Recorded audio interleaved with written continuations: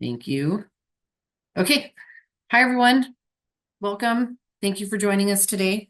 My name is Anna Maria Science, and I am a senior environmental scientist for the Integrated Report Policy and Process Unit, and today, the chair for today's staff workshop. We are all here to discuss the draft 2026 California 303D list of impaired waters, part of the integrated report that was released on January 30th. There's a lot of information that's being presented for public review and comment for the draft 2026 integrated report. With that, I'd like to note that we were able to extend the public comment period from 45 days to 60 days to allow more time for people to review the documentation.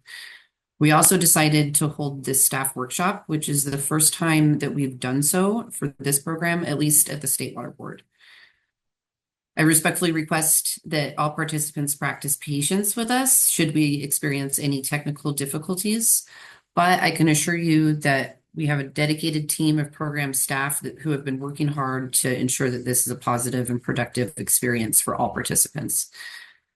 We will be requesting feedback on the content and the structure of this workshop, and we'll provide you information on how you can do that. But please keep that in mind as we're going through the presentation slides and the materials today, so that you can provide us feedback if you're so inclined.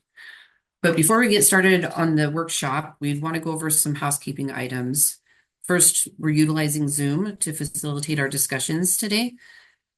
And I'd like to take this opportunity to introduce Sammy Misashita, who is our meeting coordinator today, and she will be our primary point of contact for any technical questions related to the Zoom platform. Next slide.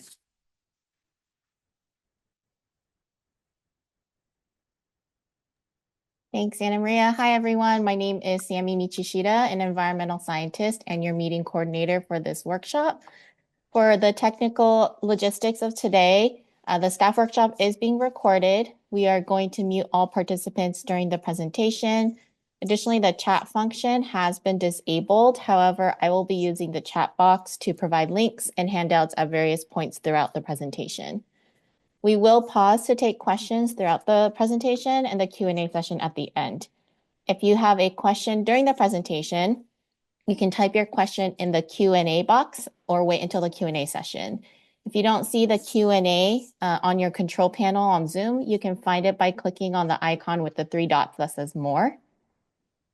If you have a question related to a specific regional board and you know which one to refer to, it would help us if you mention it in your question by region number or name, like the example shown on the slide. If you can, to find the option for raise hand under React or Reactions, you can find that in the control panel. If you don't see the React on your control panel, you can find it by clicking on the icon with the 3 dots that says More. We will unmute you and then we'll call your name. If you have joined us today by phone call, you can dial *9 to raise and lower your hand, and we'll call you by the last 4 digits when it's your turn. And lastly, if you have any technical questions at any time or technical issues, you can email me and I'll do my best to get back to you. I'll be providing a handout in the chat with today's agenda, and you will be able to see my email address at the end. And back to you, Anna Maria. Thank you. Next slide. Thanks, Sammy. Next, I'm going to go over the agenda that we have prepared for you today. After we've finished with this introduction, we're going to provide you with an overview of the integrated report and an overview of some process improvements. Then we're going to have a short Q&A session focused on the content that we've provided so far in the first part of the workshop. And then I will stop us promptly at 1:45 so that we can all have a 15-minute break. But then you will, if we don't get all the questions answered during that short Q&A session, we'll have one at the very end of the day. When we return from break, we're going to provide an overview of some available resources. This includes demonstrations of our water body fact sheets and data visualization and mapping tool. After each demonstration, we'll have a short Q&A session specific to those tools if you need help navigating how to use those. And then we'll have another 15-minute break before we come back for our main Q&A session with both state and regional board staff. And we have representatives from all regional boards on the line today that conducted assessments for the 2026 integrated report. Please note that we will do our best to keep these allocated time slots. However, if we end up taking less time than we originally expected, we'll keep on moving ahead on the agenda and then add that additional time at the Q&A portion of the day. We have a lot of participants registered for the staff workshop, so I want to make sure that we use our time wisely to try to answer all the questions that we can. And then again, this staff workshop is being recorded, and we do plan on posting the recording to our webpage after the workshop is done, and then we'll also be posting the presentation slides. Next slide. Okay, now I want to talk a little bit about the purpose of today's workshop. Our main goal today is to provide you with information that may help you prepare formal comments. This includes answering clarifying questions and helping you to navigate available resources. I want to emphasize for everybody that we are not formally responding to comments at the staff workshop. To say it another way, any answers to questions that we provide today are not formal responses to comments. We do recognize that some folks here today may be interested in voicing a statement or opinion on what is presented in the draft 2026 integrated report. And if you do, that's fine. We may see if we can answer any clarifying questions on your statement or opinion, and then suggest that you make a formal comment. I'm going to revisit this information in a little bit more detail when we get to the Q&A, the main Q&A session later on today, but I just kind of wanted to set the stage and set expectations before we get into the bulk of the workshop. Next slide. We may have a state water board member listening in on this workshop. However, I do want to note that this does not represent a quorum of board members, and the state board is not taking action today.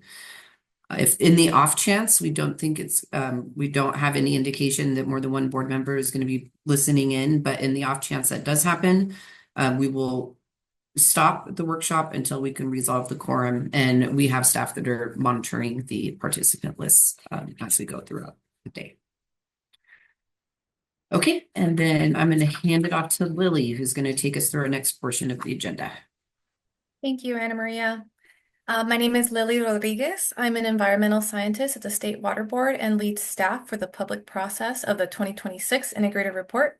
And I'll be providing a short overview of the Integrated Report and a summary of the proposed 303D list.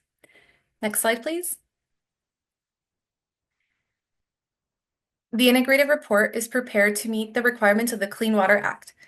It consists of two parts: the 303D list of impaired water bodies and the 305B condition report. The purpose of the integrated report is to assess data and report on the quality of surface waters throughout the state. The 303D list identifies waters that do not meet water quality standards due to specific pollutants, meaning the water bodies' designated beneficial uses are impaired. The water quality control policy for developing California's Clean Water Act Section 303D list, also known as a listing policy, is the statewide policy that provides a standard approach for developing the 303D list. Federal law requires that the 303D list be approved by the United States Environmental Protection Agency. In California, the State Water Board's adoption of the 303D list serves as recommendation to the US EPA.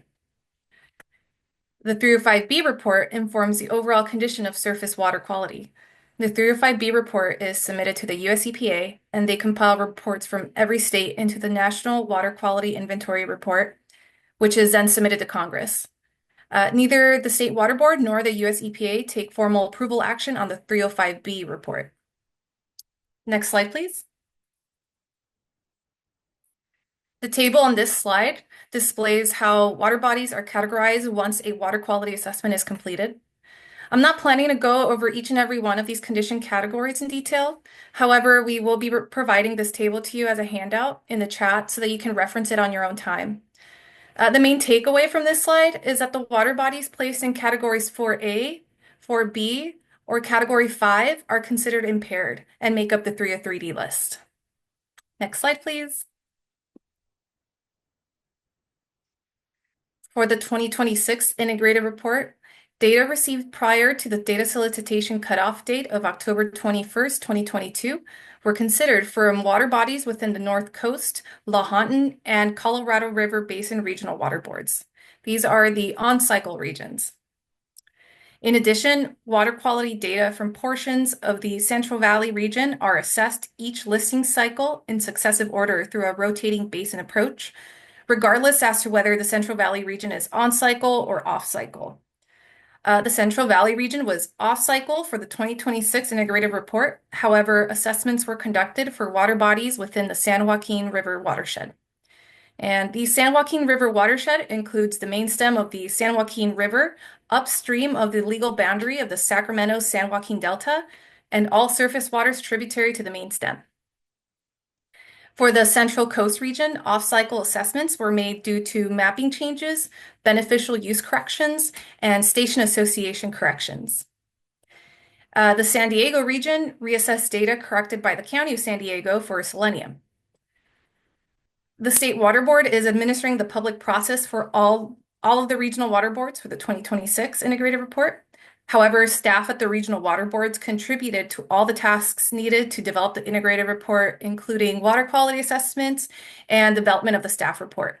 We'll also be working closely together to consider comments received and to develop response to comments. Next slide, please. This table shows the new number of listing recommendations and the totals from the previous integrated report. You can also find this table in the draft 2026 staff report. The first column is the regional board name. The rows in green are the regions that completed on-cycle assessments. The rows in yellow are the regions that completed off-cycle assessments. And please note that these numbers may change between now and the release of the final staff report and 303D lists, because we may have to make changes as a result of written comments that we received during the public comment period. Next slide, please.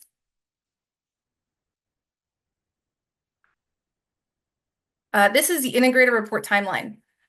The 2026 integrated report cycle started with the 6-month data solicitation period between April 18th and October 21st, 2022. Data that was submitted through that process was gathered, evaluated, and if appropriate, assessed. This is a long process, and it takes around 2 years to organize and assess the data, make listing decisions, and develop the draft staff report. On January 30th, 2025, we released the draft 2026 integrated report and the associated draft staff report, marking the start of the 60-day public review and comment period, which ends at noon on April 2nd, 2025. Instructions on how to submit a comment letter can be found on our public notice. Then on March 18th, the State Water Board will hold a hearing on the draft integrated report. Staff will then develop the response to comments and release any recommended revisions to the public prior to asking the board to consider adoption. Finally, we will submit to the US EPA no later than April 1st of 2026. Then the EPA has 30 days to review and approve the integrated report. Next slide, please. The 303D list is an informational document that identifies waters that do not support beneficial uses or attain water quality standards. The 303D list does not by itself directly establish new regulatory requirements. The 303D list informs how we prioritize TMDLs or other regulatory programs to address impairments. Data and information used in water quality assessments may also be used to inform the consideration of standards actions. For example, triggering the review of an objective that is overly restrictive or not restrictive enough to protect beneficial uses. In addition, a listing and the data used to support the listing may be used to inform permit development and their requirements. This may include determining reasonable potential and evaluating whether effluent limitations are appropriate. However, the water boards cannot use the fact of a listing to conclude that there is no assimilative capacity for the listed pollutant in the water body. Finally, the fact of a listing and its data may be used to inform permit monitoring and source analysis study requirements. Next slide, please. Data and information from the 3D list are also used by other entities to show water quality conditions, including the US EPA's How's My Waterway map and the California Office of Environmental Health Hazard Assessments CalEnviroscreen application, an online mapping tool that helps identify California communities that are most affected by sources of pollution and where people are often vulnerable to pollution's effects. In addition, the State Water Board's Racial Equity Plan incorporated racial equity analysis within the integrated report to identify and prioritize impaired water bodies that are in or near disadvantaged communities. And now I'll be handing it over to Lori Weber. Hi, thank you, Lily. Hello, everybody. My name is Lori Weber. I'm a senior environmental scientist at the State Water Board. I work in the integrated report program and oversee the assessment tools and support units. Today, I'm going to talk a little bit about some of the process improvements that we introduced over the last few cycles. Next slide, please. So first, coordination with California Native American tribes. Historically, the integrated report, we lacked a consistent statewide approach for evaluating data collected by tribes. This was largely due to regional differences in practices and relationships with their tribal partners. Starting with the 2026 integrated report, we are implementing a statewide approach for tribal data that has two main components. The first component is that data collected on federally recognized tribal lands by any entity will not be assessed for the integrated report. That is because state and regional water quality standards actually do not apply on tribal lands, and the EPA does not approve any assessments that are submitted by states on tribal water.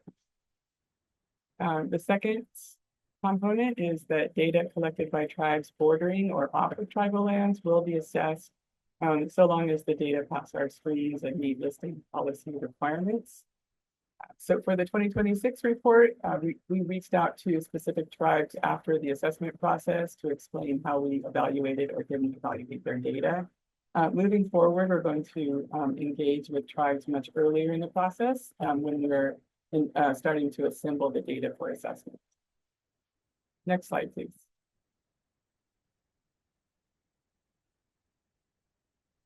Okay, so now I'll talk a little bit, or I'll introduce some of the ways we've improved communication and data transparency related to the integrated report process.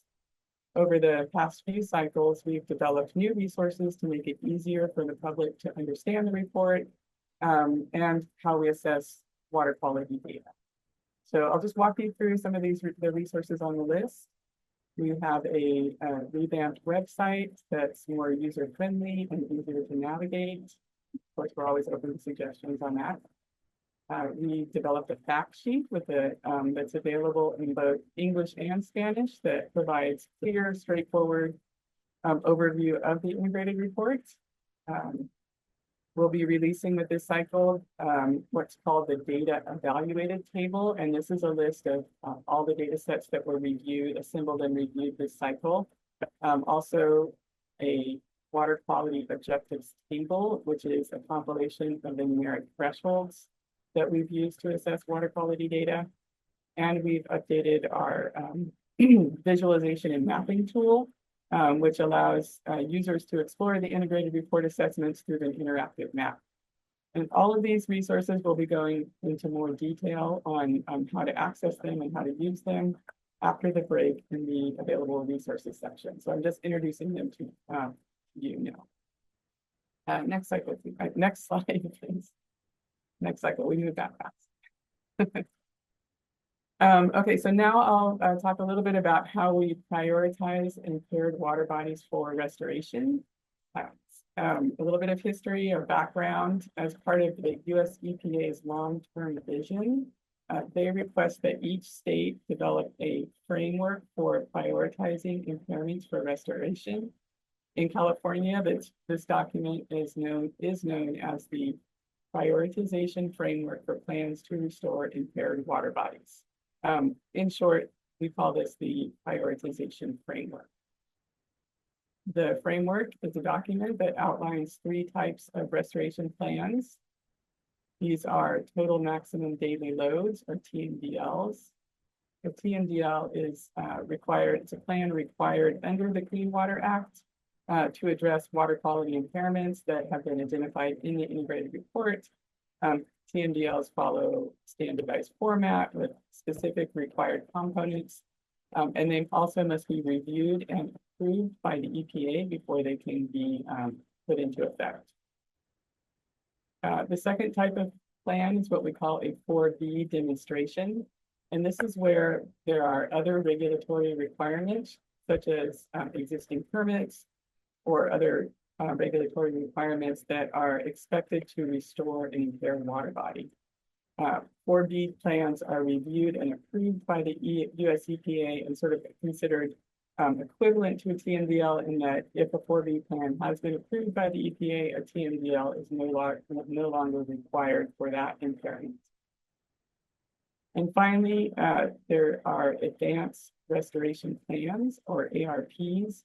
These are short-term plans that outline actions, schedules, and milestones aimed at achieving water quality standards more quickly and practically. ARPs are not approved by US EPA as equivalent to a TMDL. So for example, an example of an ARP could be a watershed restoration plan developed by a watershed group and funded through grants. While an advanced restoration plan may be, they're not approved by EPA, they will lower the priority for developing a TMDL, but it does not renew the requirement for a TMDL if there is an ARP in place. Just to turn your attention to the right-hand side of this slide, the prioritization framework identifies factors that regional boards consider when prioritizing the development of restoration plans. And these factors are drawn from our listing policy, or statewide policy for developing the 203D list, and the Water Board's Racial Equity Action Plan, as well as examples from other regional board documents. So these factors are listed here in the box on the right-hand side, and I just want to highlight here that environmental justice and climate change are newly added factors with the prioritization framework. The first version of the framework of the document was submitted to US EPA with the 2024 integrated report. It's posted on their website. This was one of their requirements for their long-term vision. And now for the 2026 report, the document is available for public review and comment, and it is Appendix L of the staff of the draft staff report. Okay, next slide, please. All right, I mentioned TMDL priority rankings. This cycle, we introduced a new way to communicate how the priority rankings for TMDL development. These new rankings align with Clean Water Act requirements, and they also complement the prioritization framework that I just talked about. The reason that we did this is that in previous cycles, we would identify, instead of ranking them by priority, we would identify a TMDL completion date, an actual date for each water quality impairment. As you know, each cycle went by, managing and updating these dates became difficult since there are thousands of individual listings on the integrated report. This was prone to error. It would often make our information outdated and confusing. So in an effort to be more transparent and accurate, we replaced this completion date with priority rankings, with TMDL priority rankings. And so there are three different rankings: high, medium, or low. And the definitions are here on the screen. High priority is where a TMDL is planned for development within the next 2 years. And this is also very aligned with the Clean Water Act requirement to report on the TMDLs that will be developed within 2 years. A medium priority is the TMDL is planned for development between 2 to 10 years. And a low priority is when the TMDL is planned for development in greater than 10-year timeframe. Just want to clarify here that a low priority does not mean that the impairment is not important or that a TMDL will never be developed. An impairment may receive a low priority ranking, for example, if it is expected to be addressed through the advanced restoration plan, which is what I talked about earlier. Or if a 4B plan is under development, so there's already a regulatory mechanism in place that we think will fix the impairment, but staff is still compiling that information in the 4B demonstration that can be we sent to the EPA for review and approval. So if that is in the works, we will mark the listing as low priority for TMDL development. And also, if there's evidence that an existing water quality standard may not be appropriate, we would mark it as low priority for TMDL development. This would be, for example, if the objective that was used to make the listing that was relied upon to list the water body is known to be outdated and does not reflect current science, or if we have evidence that a site-specific objective may be more suitable for that water body, we would rank the TMDL priority as low and focus our resources on updating the objective. And then how does this work? Regional board staff who specialize in TMDLs or basin planning in the integrated report will assign the TMDL priority rankings to each listings, and these rankings may be adjusted each cycle. And then if you'd like more details about this, it's explained in quite a bit more detail in section 2.7 of the staff report. Okay, next slide, please.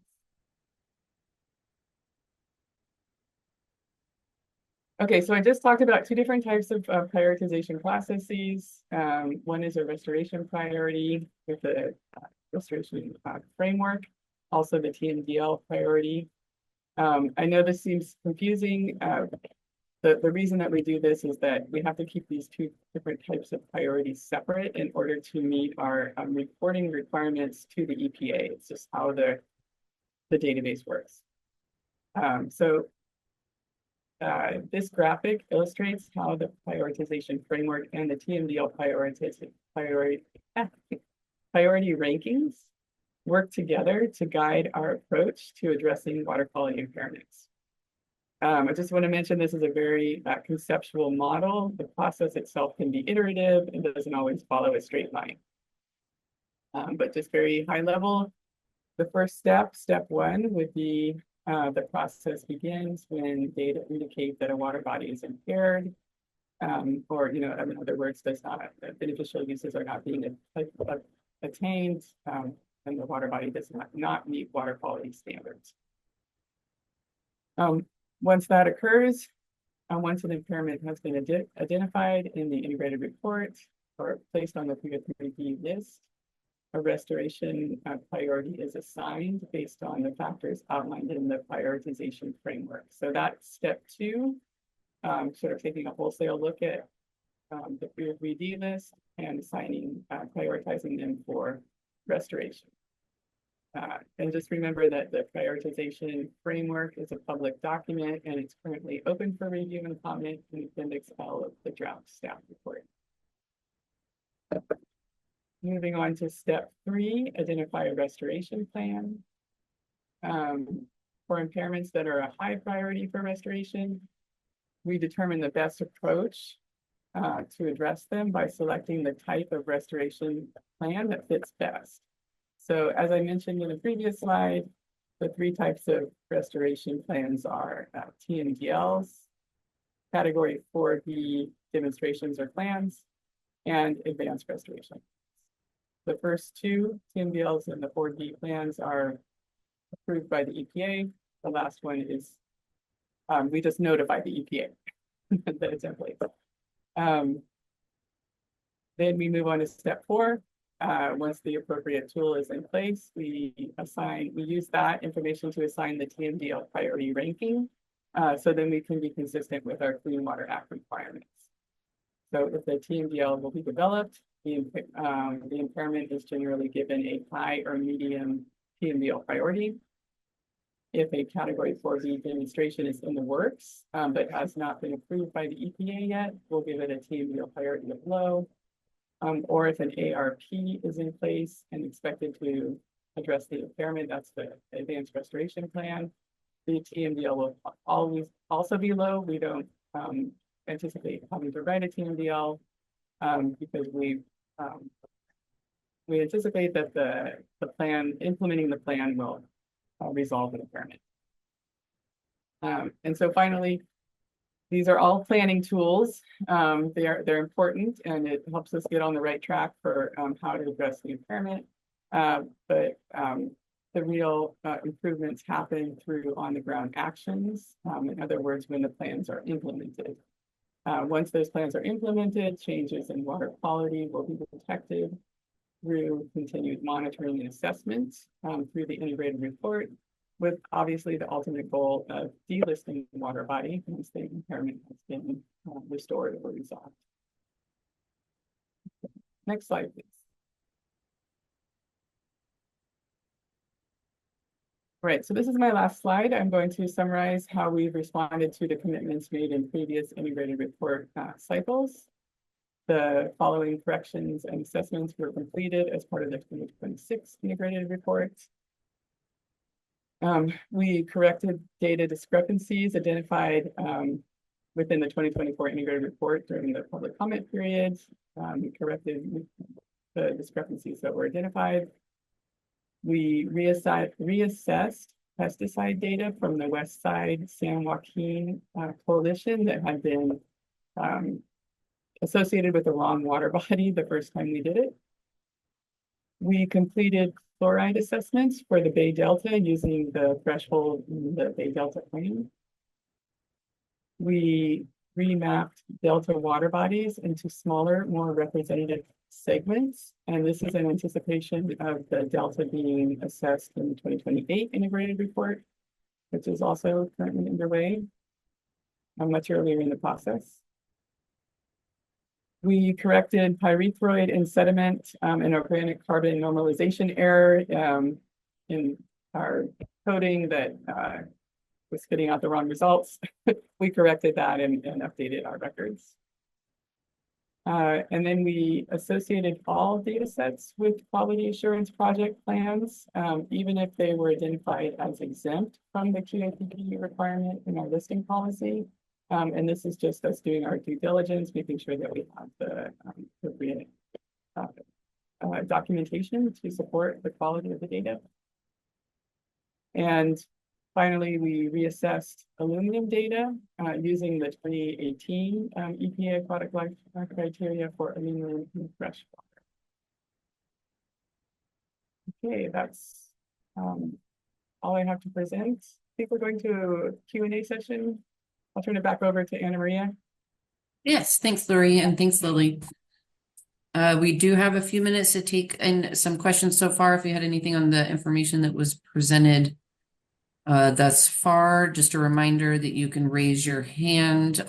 There should be a react option in the bottom control panel to raise hand, or you can always also type it in the Q&A box if you're more comfortable doing that. So do we have any questions so far?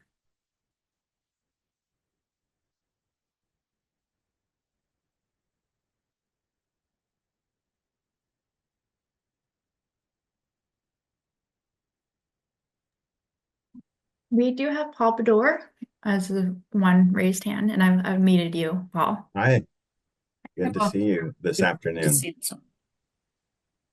A couple of questions on the priority rankings. Do you communicate in the integrated report the rationale for the determination you made for a listing? The rationale that we used for the prioritization. Yeah, sorry, the prioritization. Oh, okay. That's okay. Just making sure. Lori, can you answer that question? Yeah, I would say, so we communicate the TMDL priority ranking. We don't have explicit, like a field in our decisions that communicates the restoration priority ranking. Yeah, that's a good idea, and I appreciate that comment. One of the reasons that we're that the prioritization framework is a living document, or is that we're routing it for public review at this time, is to hear comments like that. So I would appreciate if you would be willing to submit a comment, something we would respond to during the public comment period. Yeah, it's just, I mean, some like very specific things come to mind, like, well, iron, we've spoken with you about, this antiquated water quality objective that could really use updating and is, we don't know where the iron listings are going to be prioritized. Haven't looked at those, but you would want to know if you came to the same sort of agreement with others among the stakeholders on that perspective, or is that something we would want to discuss further because we didn't see that in the rationale? So that could be useful. And then Stacy, you wanted to add something there? Go right ahead. Yeah, thank you. I would just add that I believe our staff report does provide a number of factors that are considered with the ranking. It may not go into certain specificity, but as Lori said, yes, we definitely welcome that input during the comment phase. But we do roughly outline the considerations that are given. Thank you. I have a second question, and I think this is my last one, at least at this point. And thank you for referencing QAPs for all of the data. I mean, that definitely goes above and beyond what you're required to do by the listing policy. And so I think those of us in the public that want to be assured of the quality of the data, that's really important. And so we thank you. The last listing cycle, we saw that the Water Quality Exchange database, that big aggregator database from US EPA, a lot of the data was missing reporting limits or method detection limits, or even the analytical method. And so has there been an effort to update those data sets with that information? And I ask because there are some steps in the review of the data that are difficult to complete without that. So was the data appropriately qualified as, say, like J-flagged detected but not quantified because the value is actually less than the reporting limit? That can be checked without some of those pieces of information. Even though the data set may have some qualifiers in it, we still can't check it without those pieces of information, kind of basic. So that'd be my question. Last question. Thank you. Good question. We have about 3 more minutes left before the break. I think, Lori, are you going to take this one, or Jacob? Yeah, I can just say briefly, we could probably talk offline on the details. We do have an automated tool for reviewing data quality that looks at the QA codes. In some cases, the method detection limit or the method is not something that we rely on to determine quality. But we can, be happy to get your feedback on the process that we use.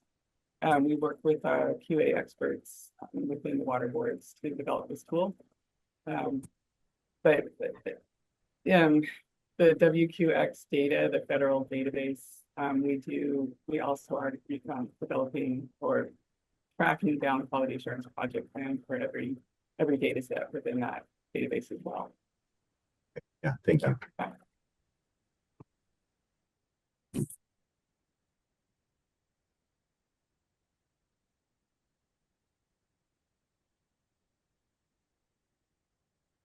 Okay, and then we do have another, let's see, we do have one more hand raised, and then there's also a couple questions in the chat. So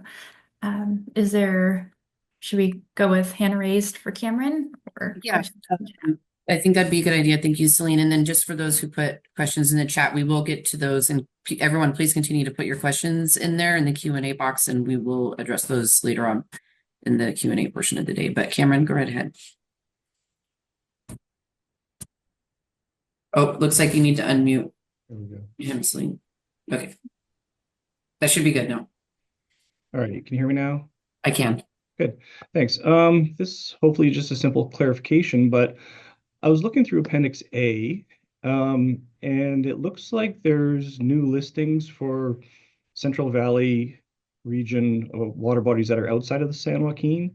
And I'm just trying to understand, if you guys were only updating the San Joaquin River watershed, why would it show the listings that are either new or revised?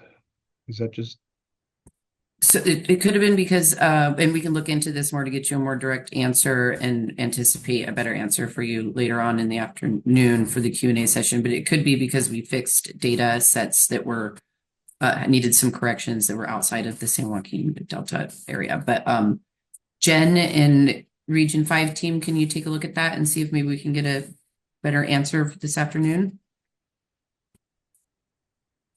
I'm happy to follow up, but I think that's correct. It's just basically we had some outside of the San Joaquin area that we did assess. Specifically, like the Delta was assessed for, we kind of did some remapping work, and then there were a few reassessment activities that happened. So in general, all of the decisions that were done were in the San Joaquin, but there were a few here and there that also were updated. Okay, thanks. That's good for now. Good. Excellent.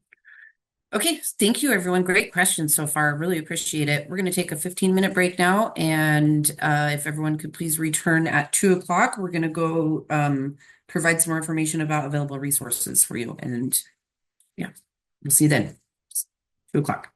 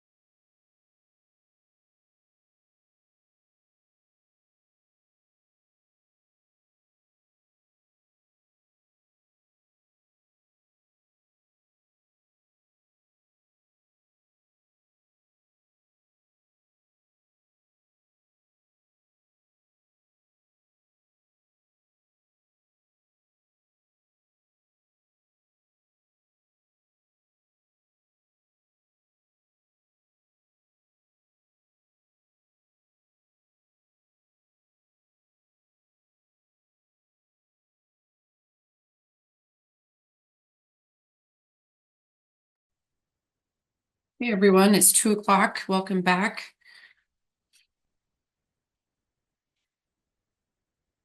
Before we launch into the next portion of our workshop, the overview of available resources, I just wanted to note real quick that yes, we will be providing the presentation slides and posting them to our webpage along with a recording of the staff workshop. And staff are actually posting them in the chat box also so that you might be able to access them there, should be able to. Just wanted to answer that question real quick. Lily, are you ready to lead us into the next portion of the workshop? Yep, I'm ready. Excellent. Okay, can we go into the next slide, please? Okay, for this portion of the presentation, we'll be highlighting resources that are available on our program website and how to access them. Next slide.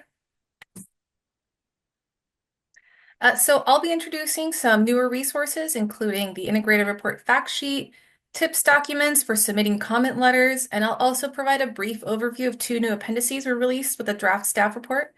Then we'll have a demo on the mapping tool and another one on the water body fact sheets. We'll be having a short Q&A session after each demo as well. Next slide, please. So first, I'll be showing you where several resources can be found on our website. We'll provide links in the chat so that you can open up the website on your own browser and follow along if you'd like. On this slide, I have a screenshot of the front page of the Surface Water Quality Assessment Program website. The front page provides a lot of information, but I'd like to draw your attention to the table on the right-hand side labeled resources, which will look just like the image on the slide. The first link under the resources table leads to our integrated report programs fact sheet, which is available in English and Spanish. The fact sheet is written to be clear and digestible for the reader, providing a general overview of what the integrated report is and how it's developed. We're also working on releasing a frequently asked question sheet or FAQ document. They'll be linked here when it's available as well. Next slide, please. Now, if you scroll a little bit further down the front page, you'll find the table that I'm showing on this slide. The table contains links to the web pages for the most recent integrated reports. We update the information in this table with each major milestone to provide a general summary of where we are in the process. For the 2026 integrated report, we recently updated the milestones to include a link to the recent public notice and important upcoming dates. Next, let's take a look at the specific 2026 integrated report website. Next slide.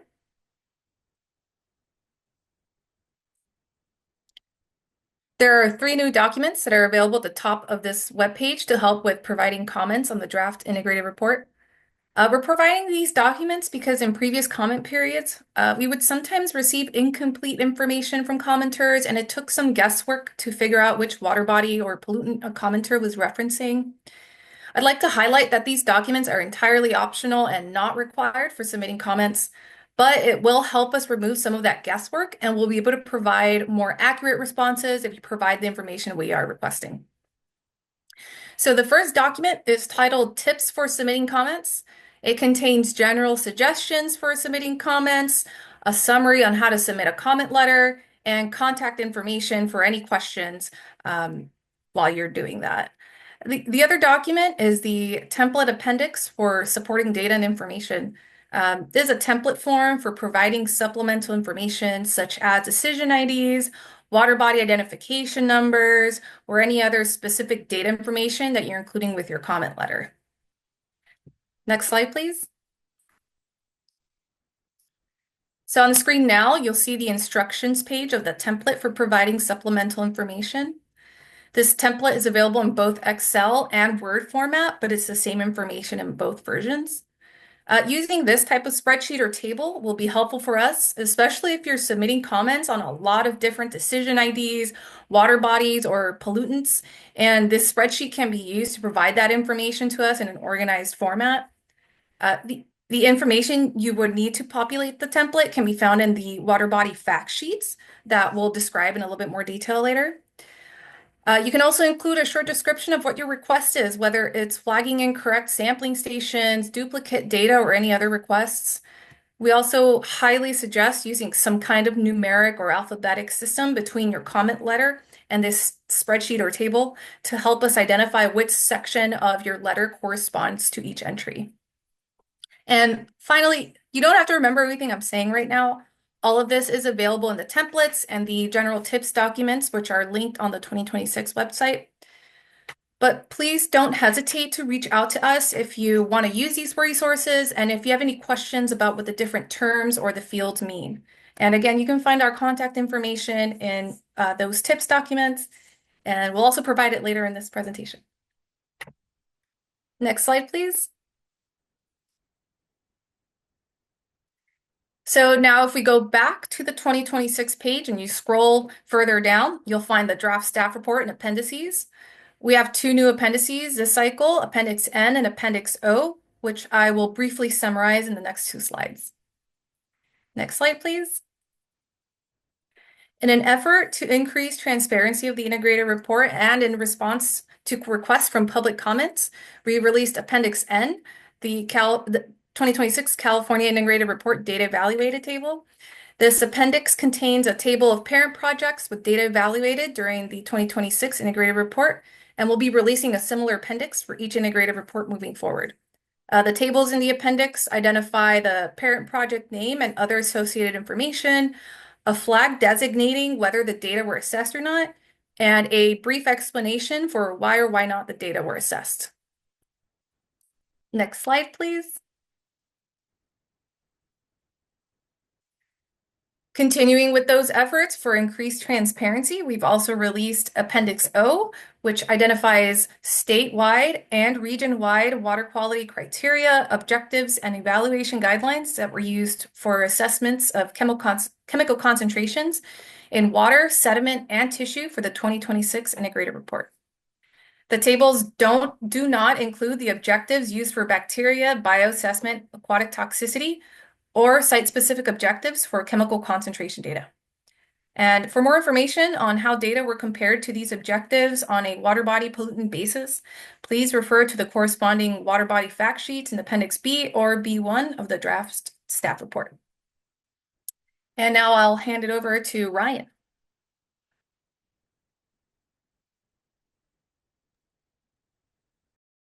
Good afternoon, everyone. I'm just going to share my screen real quick. So yeah, my name is Ryan Ham. I will be discussing the water body fact sheets that we produce, where to find them on our website, what information can be found on them, and the different options available to view the water body fact sheets.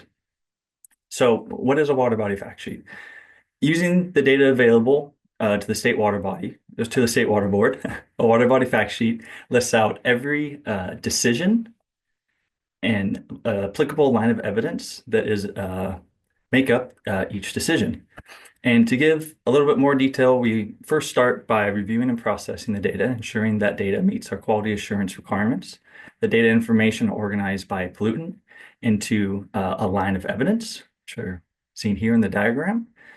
The data from each line of evidence is then compared to applicable water quality objective, criterion, or evaluation guideline. Regional water board staff will then use those LOEs to develop decisions for each pollutant, or sometimes called water body pollutant combination. Data from multiple pollutants may be assessed for a single water body, resulting in more than one decision for that same water body. And then depending on the data and information summarized in the decision, regional water board staff will either make a decision to list, do not list, delist, or do not delist that water body pollutant combination on the 303D list.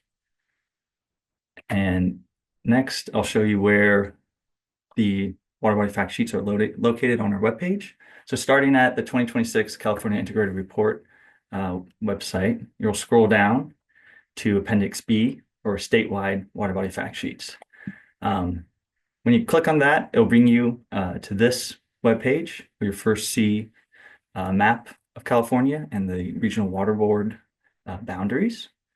You scroll down, see information about the integrated report water body fact sheets that you clicked on. And the way it's laid out is in order of regional water board. So Region 1, North Coast is first. For example, clicking on that section or Regional Water Board will bring you to this section. You'll see the water body fact sheets are laid out by first the new or revised fact sheets. And these are ones that have been updated and changed in response to new information or new data, and were developed during this listing cycle. And then next is the original fact sheets, when these are lines of evidence and or decisions which were developed in the last listing cycle and have not been updated during this current integrated report. So clicking on new or revised fact sheets will bring you to down to this portion of the web page. And in each section of these new and revised fact sheets are in order by decision category. So you'll have delist, do not delist, do not list, and list. And in each section is the water body pollutant combinations, and each category is laid out there. And in each section, the water body names are in order by alphabetical, and the pollutants are listed underneath each water body name. So using Owens River as an example, if you'd want to find more information about this, you could go to your settings and click on Find on Page, and that will bring you to this little tool search bar, and you type in Owens River. You can also do Control F or right click the screen, and with some browsers you can then Find on Page will be one of these listed tools. But just for our example, I'm interested in Owens River Upper Sodium. Clicking on this link will bring you to this web page, and it will bring you to a specific decision ID for sodium in Owens River. Before I go into this, I do want to just scroll up. This will, when you click on the link here, it will bring you to a web page for the water body fact sheet for this water body, so Owens River. So this is, you can also look at it as this is a water body fact sheet for Owens River that lists out every single decision in LOE. So it is sometimes confusing where a water body fact sheet is not just one single decision, it is all the different decision and LOEs that make up this water body. So scrolling back down to sodium, I'll go into all the information that's included in a specific decision for Owens River. So starting at the top, you have the decision ID, which is unique to this one decision. You have the water body name and the regional water board where this water body is located in. You then next have the pollutant is listed. Then the final listing decision, as of right now, it is the draft final listing decision. Then last year's or last listing cycle's final listing decision. You then have the TMDL priority status or category will be listed here. And then the real bulk of the decision is right here, regional board conclusion, or sometimes called decision language. We follow a template when filling these things out. So regional board staff, as they work on these decisions, will first discuss the section of the listing policy that is being used to assess this pollutant in this water body. We'll then list out the number of lines of evidence that are available in the administrative record, the number of samples, number of exceedances, and the water quality objectives and beneficial uses that are being assessed. You then have a kind of quick conclusion that the regional board staff write out on using the data and information available, whether or not there's sufficient justification against placing this water body pollutant combination on the 3OD list or removing it. They then will do a fill out this conclusion where and state the data information that this recommendation is based on, just discussing the data quality and data quantity, and then the number of lines of evidence and the overview of the data. Then they'll fill in the regional board decision recommendation here, based on kind of the same what is stated up here in the decision language or the regional board conclusion on whether or not this water body pollutant combination should be placed on the 303D list or not. These two fields are not filled in right now, as the integrated report is finalized and ready for adoption by the State Water Board. State Water Board staff will go in and fill in this conclusion and recommendation based on the work that the Regional Water Board staff did, and State Board staff will then fill in their own recommendation as well. So after this decision, information and decision is listed, every line of evidence that is available and used in this assessment will be stated. Again, kind of overview information in the gray bar, but the key information is the unique LOE ID, the pollutant, and then the beneficial use being assessed. Number of samples and exceedances, the data is stated here. And then the following are links and information on the data and information type being used for this assessment, the water quality objective or criterion being assessed, an evaluation guideline if it's required. And then there's some spatial and temporal information when the data was collected, at what monitoring site this data was collected. And then we have the link to the quality assurance program plan or the QAPP, and a link to the reference here. And each one is clickable. I'm not going to click on it because it will download a large file.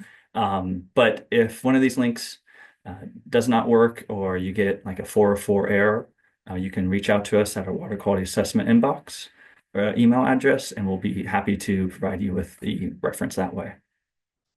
So this is one way to view the water body fact sheets using the HTML webpage. The other way is going back at the 2026 California Integrated Report webpage. You scroll down in Appendix B1, statewide water body fact sheets, Excel version. Clicking on this will also download a very large file that I already have downloaded.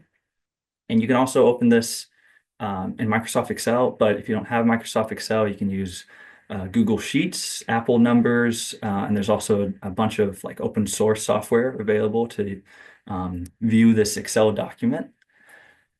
So I have it open in Microsoft Excel. When you click on it, it will bring you to this key, which will provide a description of the document, but then we'll also define and list out every single term used in this document, as well as the different fields that I discussed in the HTML webpage version. So even if you don't use Excel to view the water body fact sheets, it might be a good idea to still download it. That way you'll have definition and descriptions of the different fields that are being discussed. So clicking over though back to the next tab, Appendix B1, it will bring you to this Excel sheet, which lists out the different columns, and then each line is a unique line of evidence. So if I were to highlight these 5 lines, this is makes up basically one decision and the different lines of evidence that are available for that decision. And what's great too about this Excel document, if you were to go to data and then filter, you will be able to search through and filter for each in each different column for the data information that is available. So it is a very easy way to be able to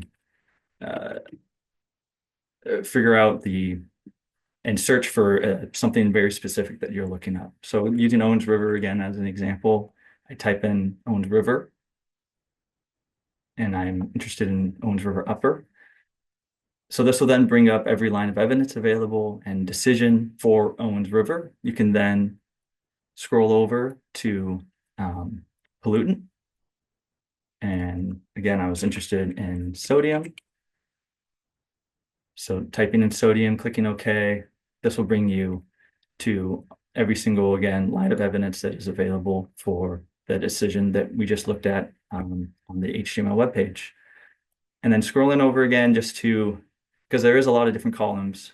Column A, C is the start of a line of evidence. So all this information to the right is an LOE, and all the information to the left is a decision. So that's two different ways to view the water body fact sheets, and I'm happy to answer any questions if available before we go into our next demo. Thanks, Ryan. Excellent work. Does anybody have any questions about water body fact sheets or how to find information, or is there a specific field or pollutant water body that you want to look into? You can go ahead and raise your hand or put your question in the Q&A box.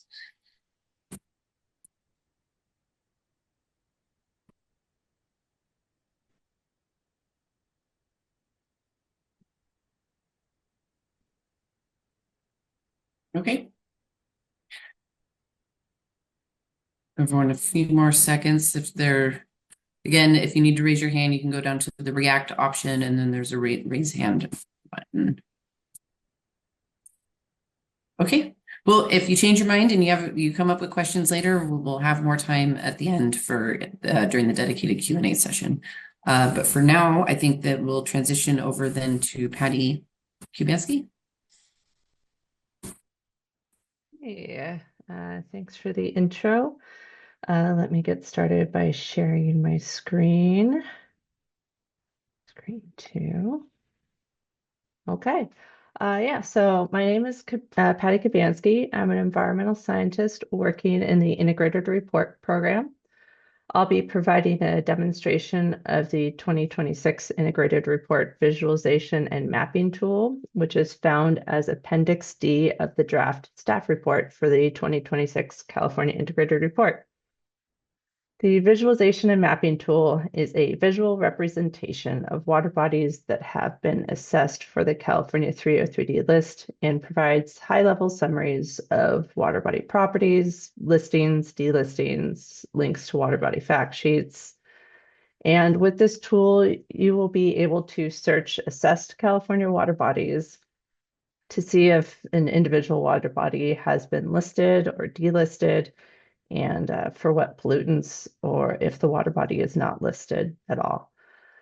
You can also build expressions in this tool so as to isolate assessed water bodies by integrated report, condition category, regional board, listed pollutants, listed status. And you can also export assessed water body layers to use in your own geographic information system.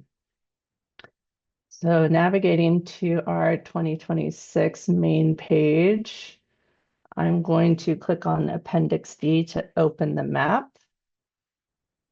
And once you open the tool, you will see a disclaimer that states that the 2026 California Integrated Report map is not a binding legal document used for regulatory determinations.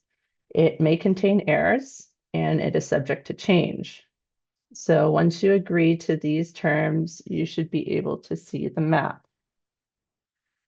And in addition to the map, you'll see a welcome window with an about section that appears at the right sidebar. The about section explains the map layers and tables available in this tool. It provides recommendations on how to navigate the tool and extract information, and it also describes what information is actually contained in the tool.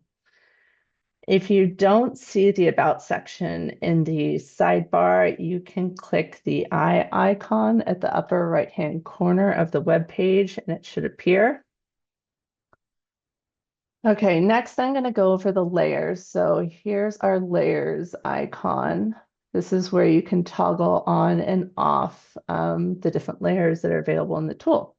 I'm going to start with all layers off, and I will turn them on individually as I talk about them.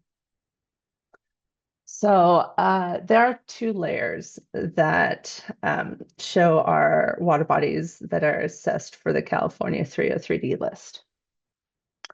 The draft 2026 rivers and streams layer is our layer for linear water bodies. And the draft 2026 lakes and reservoirs layer is our layer for assessed nonlinear water bodies. If we expand the legends on these two layers, you'll notice that there's a color coding scheme where dark green represents water bodies on the 303D list, and the lighter green represents water bodies that were assessed, but data are either supporting beneficial uses or they're insufficient to determine beneficial use support. And you can download these layers up at the top of this page. Click the download shapefiles link and it'll take you to a page where you can download those shapefiles. Another thing you might notice is that the water bodies assessed in the North Coast region are a lot more dense than other regions. And this is because the inland surface waters in this region are largely mapped by hydrologic area, which is inclusive of all rivers, creeks, and tributaries in the area. That being said, a pollutants listing may not apply to the entirety of a hydrologic area. So you can find the listing extent of a pollutant in that hydrologic area's water body fact sheet.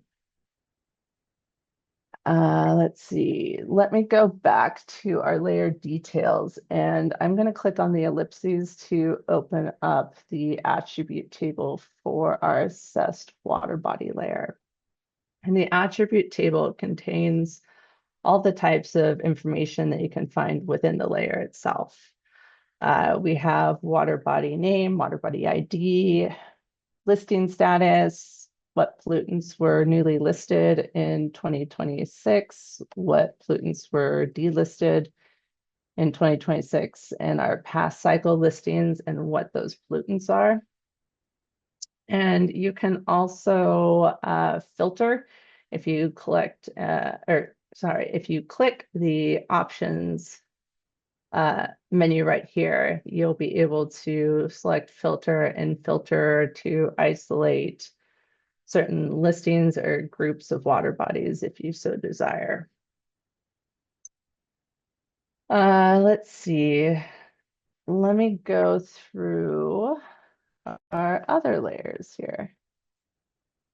So we have boundaries for federally recognized tribes available in the tool. We also have boundaries for regional boards. And our Cal Enviro screen scores are another layer you can choose to turn on and off. And then our last layer, I'm going to have to zoom in a little bit here. So let me do that. And here we have our unassessed water bodies layer. The unassessed water bodies layer highlights water bodies that have not been assessed. That is water bodies where we don't have data in our system for them. And these water body features are from the National Hydrography Dataset, which is a very comprehensive data set, and it's naturally occurring and constructed surface waters. It's both of those in there.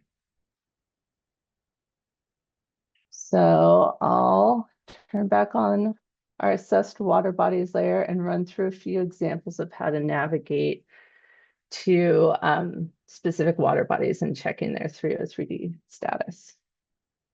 So first off, probably the most straightforward is that if you have an idea of where your water body is that you're interested in, you can just manually navigate to it. I have interest in Salton Sea. I'm pretty sure this is Salton Sea. Let me click the water body. Sure enough, we have our water body name at Salton Sea. We've got our water body ID. We've got all the information here that we just saw in the attribute table. And if you want more details, here's a link to the water body fact sheets. Our second way that we can find a water body is by going into the attribute table. So clicking view attribute table, You can either look for that water body name here in this column and try and find it, or you can put together an expression and find it that way. So I'll show you a simple expression here. So I need to add an expression where water body name contains the words, I'm going to use Owens River. And if I click OK, nothing appears. And this is because the filter by map extent is turned on and no water bodies containing the words Owens River are currently visible in this map extent. So if I turn it off by just clicking it, I'll see that there are 4 water bodies in our system that actually have the words Owens River. For this particular example, I'm interested in the portion of Owens River that's closest to the city of Bishop. I'm going to try Upper Ribbon, Owens River Upper, and right here, if I click Zoom to, takes me directly to my highlighted water body. Sure enough, here we've got Bishop. Oh my goodness, Bishop. And our highlighted water body, this portion of Owens River is the closest to Bishop. So now I can look at the information contained in this entry of our attribute table, see what information I'm interested in, and if I have more questions, I can look here at the water body fact sheets. And then a third way to do that, but wait, hold on. Before I do that, I want to make sure that I clear my expression. I need to remove it because if I don't, any other search I do outside of this, the attribute table is only going to search those 4 water bodies. So I need to clear that expression. And the third way, you can click up here in the search bar in the upper left-hand corner, and you can type in a water body name or water body ID. This time I am interested in Tuolumne River. The list of water bodies containing Tuolumne River appears. I want Tuolumne River lower. If I click that, it automatically brings up the pop-up box. It pans directly to the water body that's highlighted. And I can view, again, the name, the ID, all the information that's in the attribute table, and we have links to our fact sheet. So that concludes my demonstration of the 2026 California Integrated Report Mapping and Visualization Tool. I'll pause for questions before we go to break. And I can try and answer any raised hand questions. And you can, of course, type anything into the chat or the Q&A chat box. Yeah, and we do have one raised hand. Cameron, yeah, I'm going to ask you to unmute. There we go. Okay, thanks. I love the map, so thank you. Super helpful. It's a great tool. I was having trouble with getting the links to the fact sheets to work. And I was just while you were doing the example, I was playing with it. I was tried different browsers, nothing worked, but I was able to get it to work by taking out the word review at the beginning of the link. So it just starts with waterboards. That seems to be a problem. Okay. Interesting. And I just stopped sharing. So that might help. Hopefully it's useful for people who are using this. And I'm not sure if you guys are going to be able to push updates of the map, but that's something, maybe it's external that are separate from the cloud. So thanks. Let's see. Curious myself.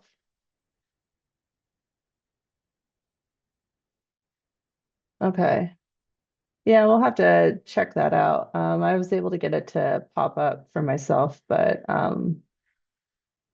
maybe that's because I have certain access as a state board employee.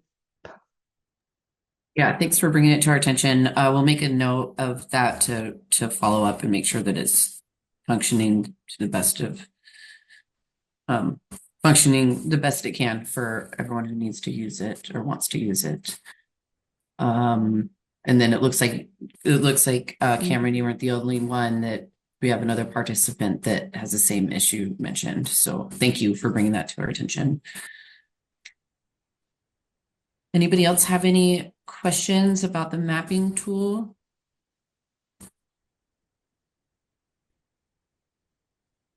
Okay. Do you think of anything? Oh, looks like we have another question. Ben, I'm going to ask you to unmute. Okay, hey, can you hear me? Yes. Yep. Just wondering, thanks, on the map. So for the 2026 report that's going to a workshop, right? And it's being considered, I guess it's in draft. How does the map handle that? Does it show the draft status or the proposed listings, or if I look at the map now, will it reliably show? I mean, where is the cutoff, I guess, as far as the current information? Okay. Maybe I missed So something, but yeah. sure. So let me share my screen again. I guess maybe I should just keep this up. So if we go here, where were we? Back here, Tuolumne River. If we go back and we're looking at this pop-up box here, we can see here that we've got our proposed listings, proposed delistings for 2026. That's how the sort of map is able to negotiate what's new. And then our current, it's basically up until 2024. So those are listings that have gone through the EPA approval process. And does that answer your question about how the mapping tool? Great. Okay.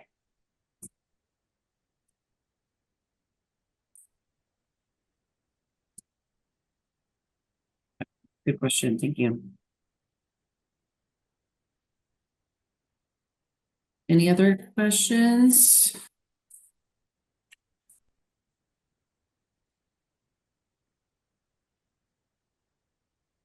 Okay. Well, if you think of any, we're going to take another 15-minute break and we'll enter into our dedicated Q&A session where we can open it up to questions and answer the questions that we have in the Q&A box so far. And if you have any that you want to throw in there, I'm trying to do the math for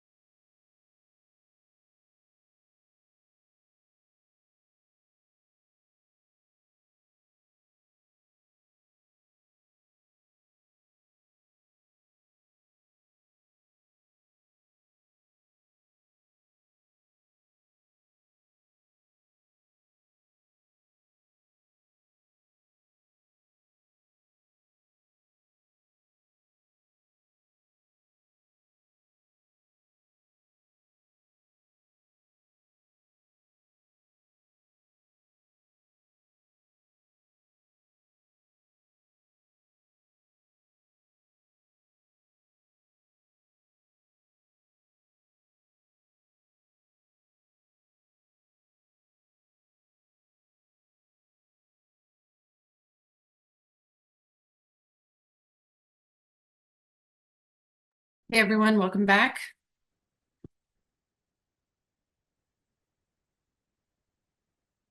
I love that I'm seeing a lot of great questions come in through the Q&A box. Go ahead and feel free to continue putting those in there. And I'm going to go over a little bit more information before we officially launch into the Q&A session. So next slide, please. The beginning of today's staff workshop, I went over the purpose of our workshop. And before we jump into the Q&A session, I wanted to revisit some of those concepts that I discussed earlier with a little bit more detail. Just a reminder that our main goal today is to provide you with information that may help you prepare formal comments. And this means we're not responding to comments formally during this workshop. Clarifying question. This includes asking clarifying questions to help you navigate available resources, such as the organization of the integrated report, to help you understand the context and its component parts. Questions on any process improvements we've made since the last time the integrated report was released to the public. Answer questions about information and resources that are available to you and help you locate that information. And then clarifying questions on region-specific assessments, if appropriate. As you know, there's a lot of information provided in the integrated report, and we may need more time to research a specific topic or question. And if that is the case, then we will make it a point to follow up with you and either schedule some time or provide that information via email so that we can be as accurate as possible when answering your question. We do have staff taking notes during our Q&A session, and we'll note down any instances when we may need to follow up. And also, we do have a list of all participants with contact information. And finally, in an effort to clear up any confusion, I want to make note that if you ask a question here, but you also want that question answered in our formal response to comments document, we need to ask you to please submit that question in writing with your comment letter, or make that provide that question or comment during the board hearing. And we'll provide you with information on how to do that here in a second. Next slide. Next, let's talk a little bit about how we are considering what is a clarifying question. As provided on the screen, a clarifying question is asked to gain better understanding of a statement, idea, or request. They are used to remove confusion and to ensure that everybody involved understands the same information. I've outlined some generic examples for you here. I'm not going to read them all to you, but in general, one might ask clarifying questions about the differences in water body categories, or how to find out which category a water body is placed in. Or you might want to find out which objective or evaluation guideline was used to assess beneficial use attainment for a specific water body. Or you might be curious where to find more information about a specific pollutant assessment methodology. Next slide.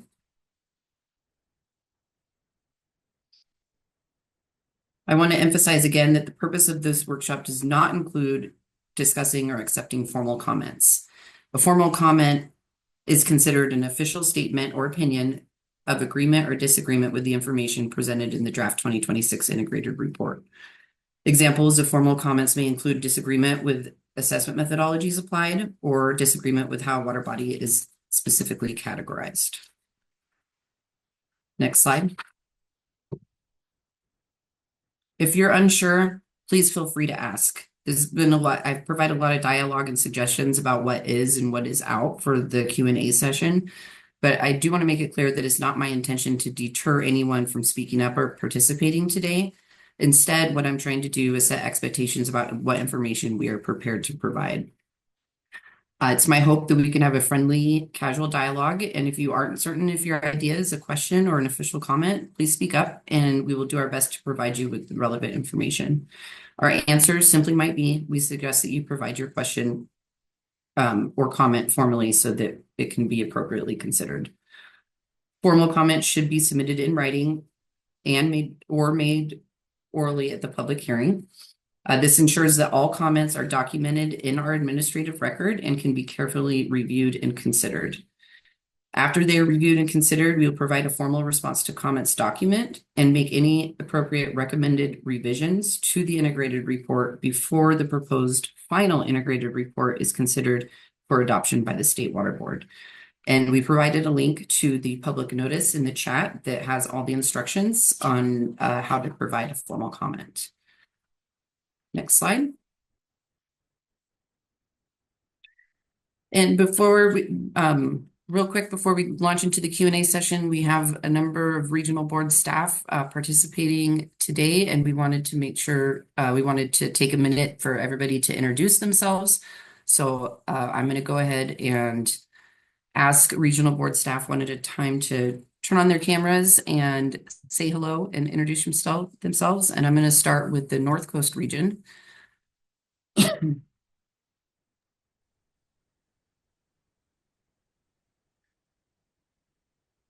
Mary Bartholomew. And Brendan Thompson is also on the line. Excellent. Thank you. Okay. Central Coast.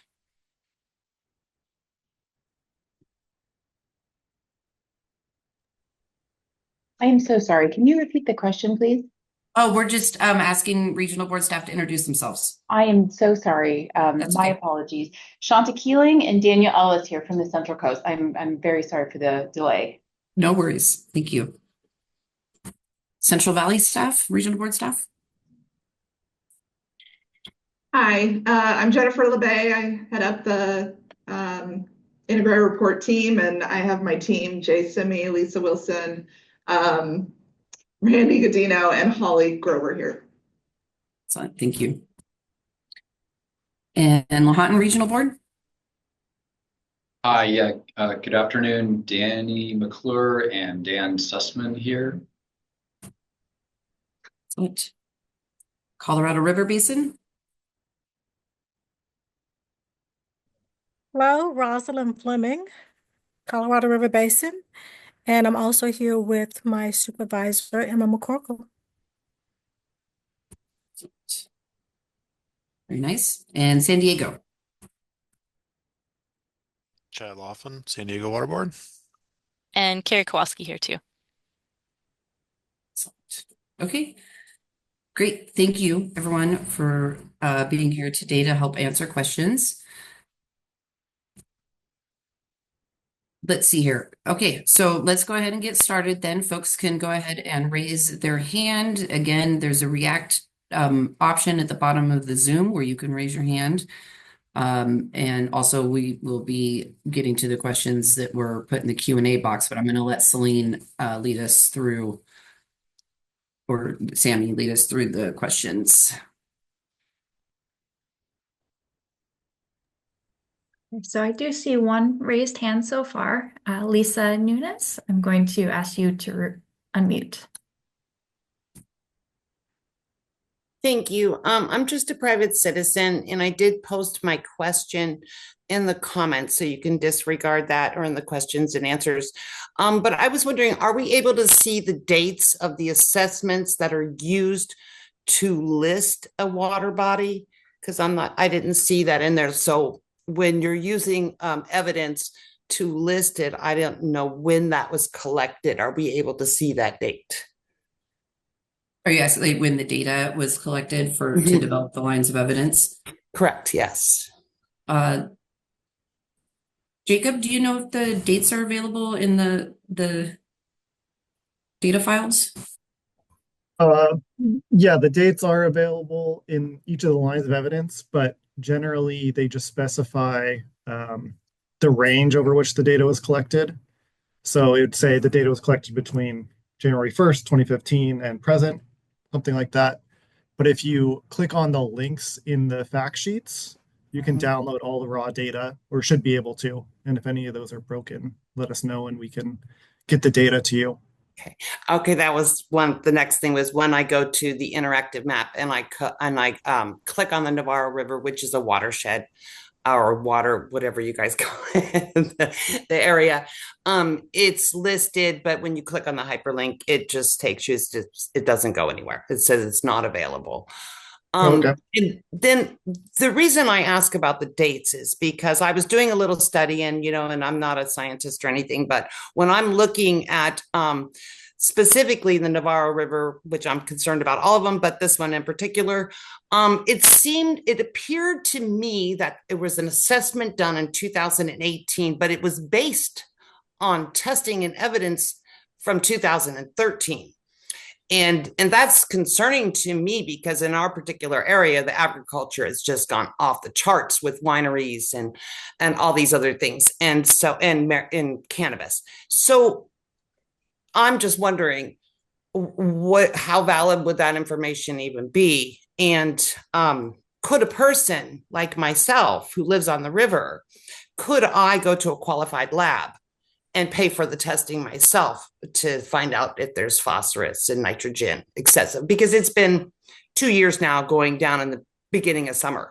So out, you can't use it. It's done. It's a bloom that's so big that you can't enter the water anymore. Recreation is done 2 years in a row now. So here comes the third summer. And I want to take action before the heat wave hits, before all of it happens. I want to get some water testing done in the springtime to see how much nitrogen is in that water, because it's obnoxious. And I know my river's not the only problem, but it's my backyard. So here I am. And thank you for your questions. I think I can answer the first portion of it. So the lines of evidence that are included with the decisions are going to include any data that we have for that specific water body, even if it was collected a long time ago. And we would only revise a decision and remove older data if there is a management practice set into place and we have newer data to rely on. So that's probably why you're seeing the older data in there. As far as taking samples to a lab by yourself, that's out of the scope of what we do in the integrated report. I'm not sure. I'm sure there's probably a way to do that, but I don't think we have that information as part of this project that we work on it. The water board. But I could speak to the water board myself about doing that. Can I jump in just real quick? Please. Ms. Nunez, I'll respond. First, let me introduce myself. I'm Rebecca Fitzgerald, and I work here in headquarters of the water boards and work with my wonderful team here on this whole program. We have a citizen monitoring program and a coordinator who really helps with citizen monitoring. And so if you don't mind, I can follow up with that coordinator and have them reach out. And maybe there's some help that we can provide. Thank you so much. Yeah, would you maybe, I will respond to your question and maybe put my email in, and then you can contact me and give me your contact. So I'll try to link up. Oh, okay. You'll respond in the question and answer chat And then with you your can email, and then email I me. will. Yes. Thank you so much. I would appreciate that. Thank you. Thanks, Rebecca.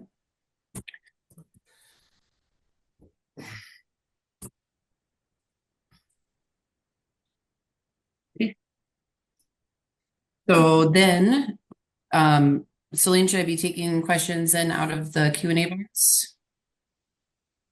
Yes, I don't see any more hands. Great. The first question in the Q&A box is from Abigail. In regards to the prior cycle, can you please explain the EPA partial disapproval and if that is expected to remain the final list?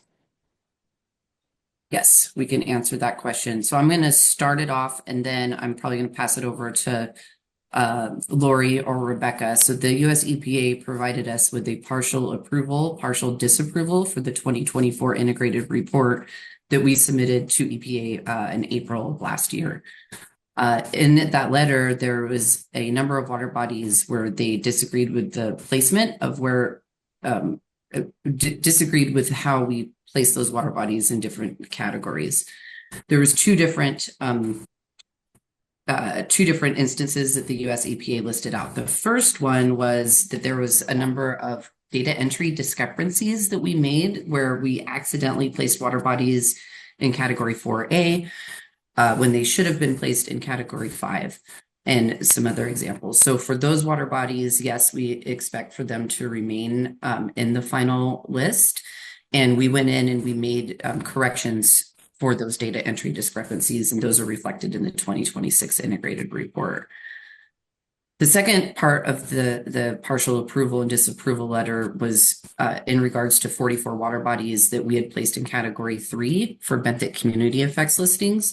And we did anticipate that we'd get this question. So we have a slide prepared if staff wanted to go ahead and pull that up. And then Rebecca or Lori, were you going to fill this answer? I'm happy to speak to the slide or just sort of give a verbal summary of the benthic community effects listing, category 3 decisions, and how we responded to EPA's partial approval, partial disapproval letter.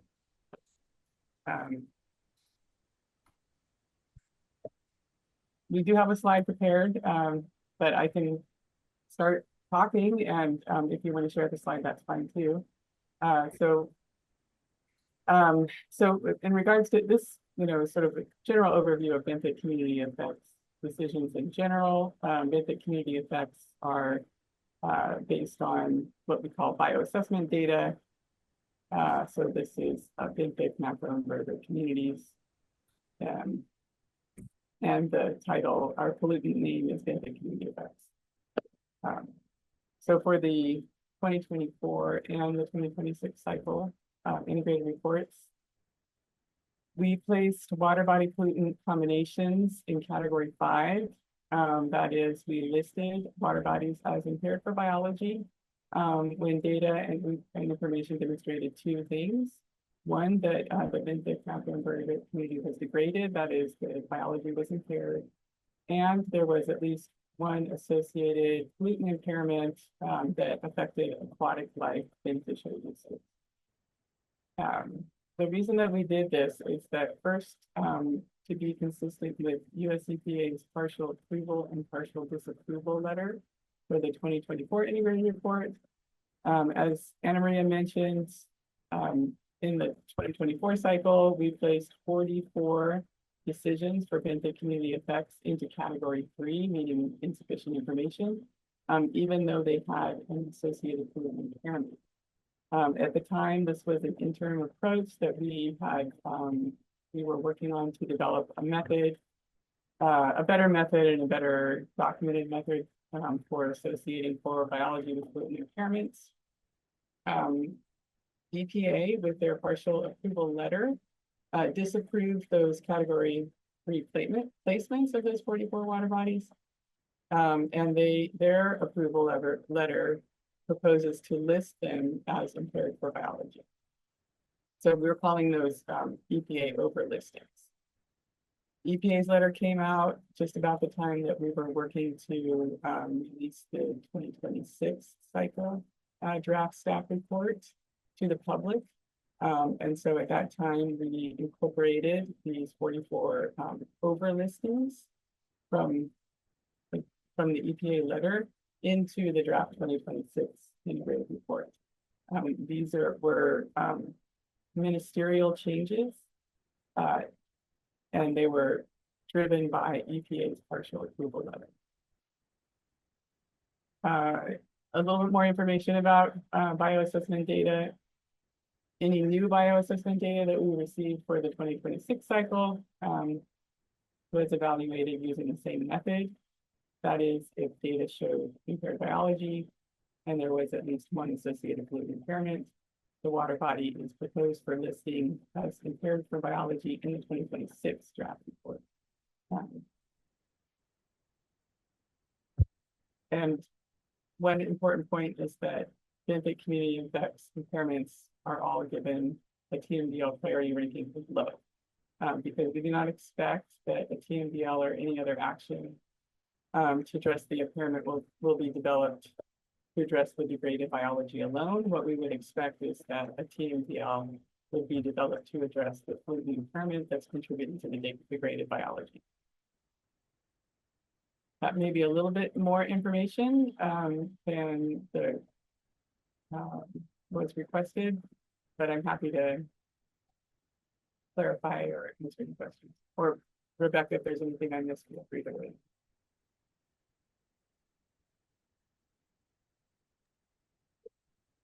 I think I would appreciate tying back to the question again.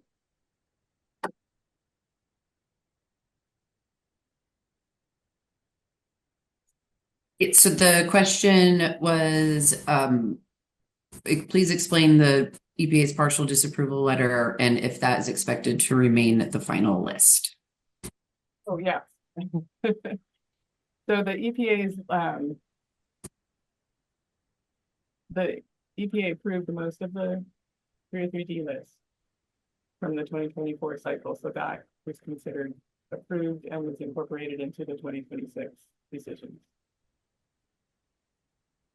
And then they held a public comment period for the 44 water bodies that are in question for the method community effects, and they're taking those comments into consideration right now. And we haven't yet heard back from them if they are going to revise their partial approval or disapproval original letter. But we expect to hear from them sometime. We're not really quite sure when, but they're working on it.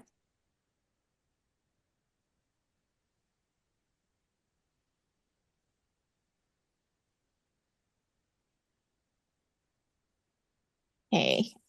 Before we get to the next question, I realize I skipped one. There's a question from Bart in the Q&A box that Brendan Thompson from Region 1 has answered. So Bart, just to clarify, if you didn't see or don't see the response, let us know. Otherwise, I'm going to go to our next question from Kendra. Is it possible to create a different color between listed versus delisted? The color coding on light and dark green, color coding of light and dark green is sometimes difficult to discern on the map. So just real quick before we answer that question, Bart, do you want to go ahead and unmute yourself and let us know if you got the answer to your question? Thumbs up. Okay, excellent. Thank you. Just wanted to make sure. And then as far as the map question goes, thank you for this suggestion. I think that we'll take a look at it and see if there's any revisions to that we can make to the map to make it more readable from your view. But that's going to take us some time to look into. But really appreciate the suggestion.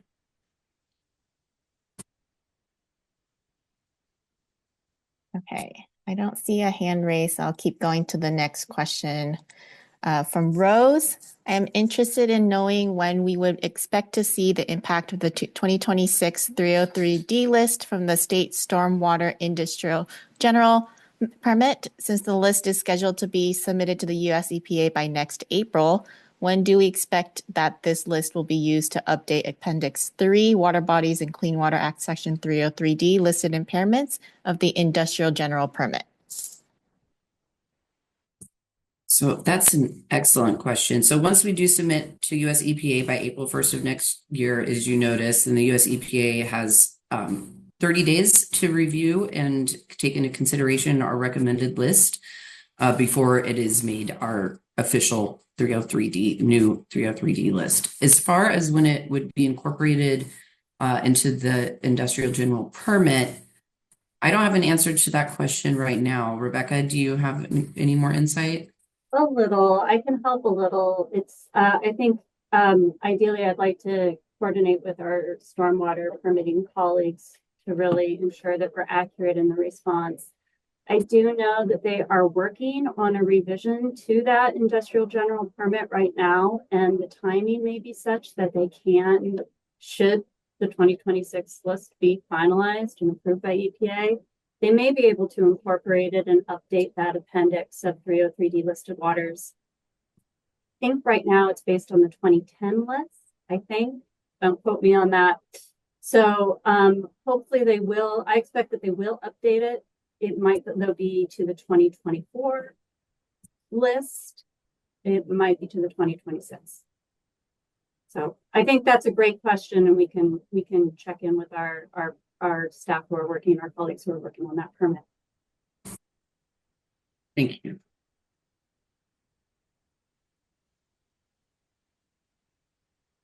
Great. Sorry.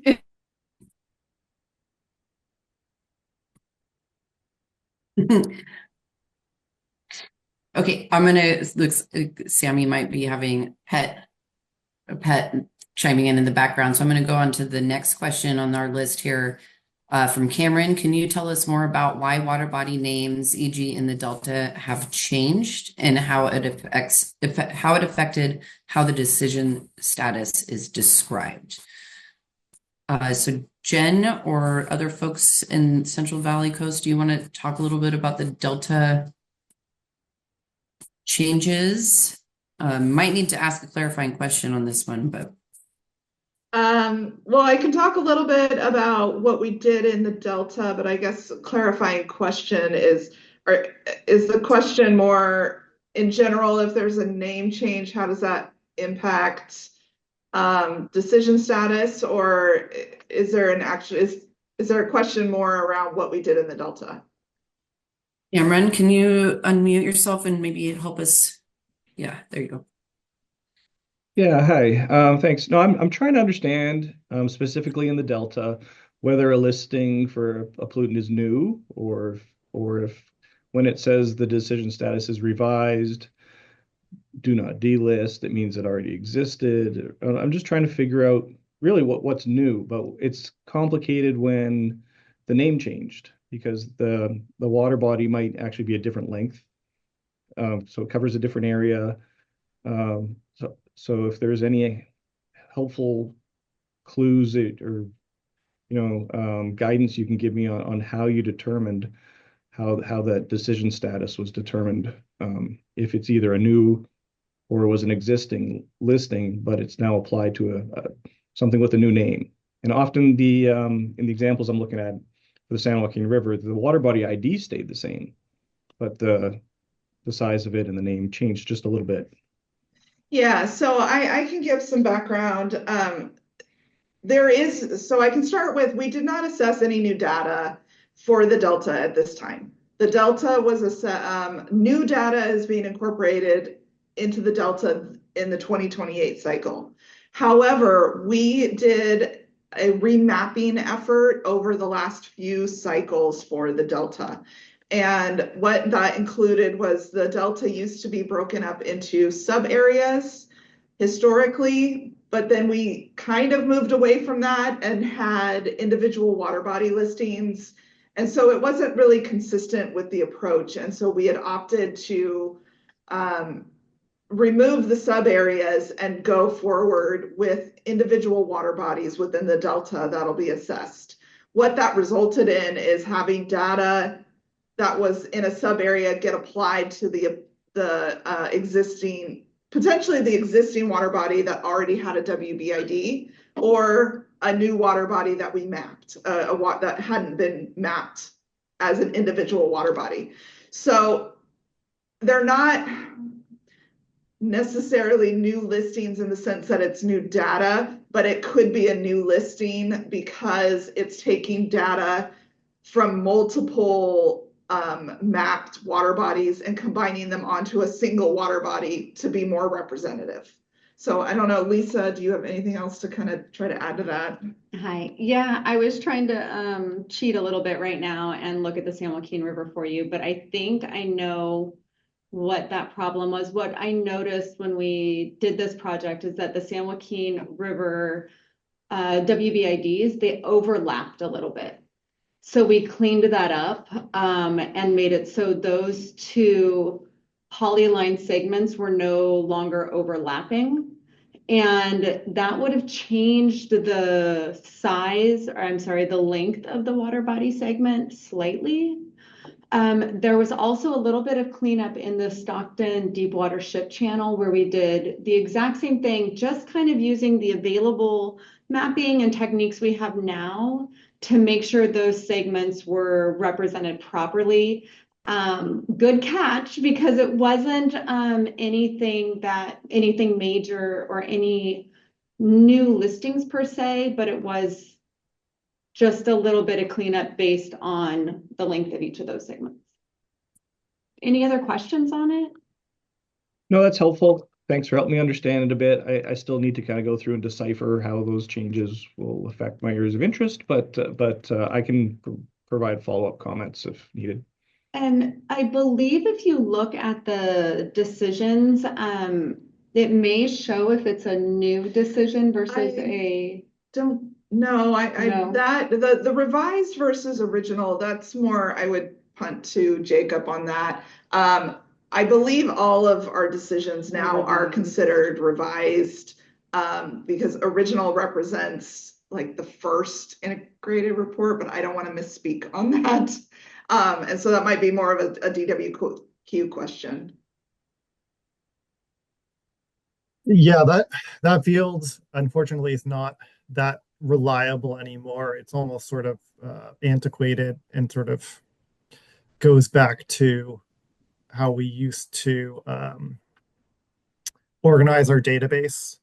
And so I wouldn't really rely on the original or revised to say much. Essentially, it just means if it says original, it means that it hasn't been updated since at least 2018 cycle. If it says revised, it means that there's been some change on it since then. So we really probably need to remove that field, but I've been trying to determine how to repurpose it better before removing it. So hopefully that helps.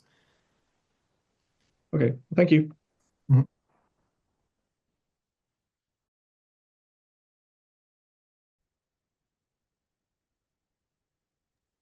Okay, I think that might have answered your next question in the Q&A box there. Go ahead, Sammy.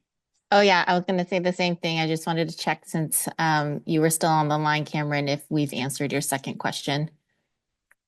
And you can give a thumbs up in your reactions if we have. Yep, thumbs up. Thank you. Great. And apologies earlier, the dogs really don't like the mailman. We have one more question from Rose. I know Appendix A can be used to determine which listings are being proposed to remain on the list or to be added, column final listing decision. Is there a way to know which water bodies and parameters were delisted? Ryan, can you answer that question with the water body fact sheet?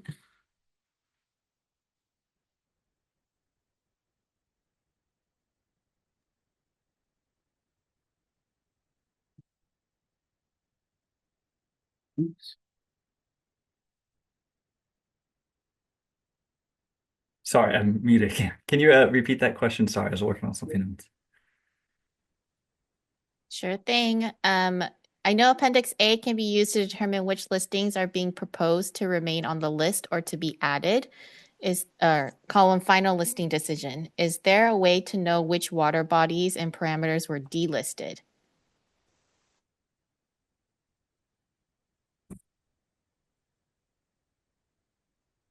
Ryan, while you're thinking, I can chime in a little bit. There's Yeah. Appendix I. It's the list of new water body pollutant combinations listed and delisted. And if you click on that link, you'll get a Excel spreadsheet with a tab listing the new listings, the proposed new listings, and the proposed new delistings. So that may help answer the question. When you can also filter in the Excel spreadsheet by decision category as well. And that's Appendix B1, right? Yeah, Appendix B1. Excellent. Thank you.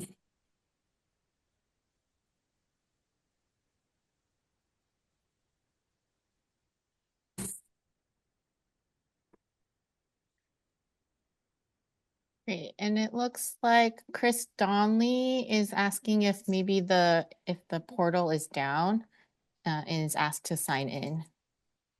Yeah, for the data visualization and mapping tool, based on the comments that we heard here today, that the water body fact sheets, this might be it, but I'll let Normal answer that he's fixing those right now so that they're accessible to everyone without having to fix the URL. So he might be in the middle of doing that. I don't know, Normal, if you're on the line, confirm that.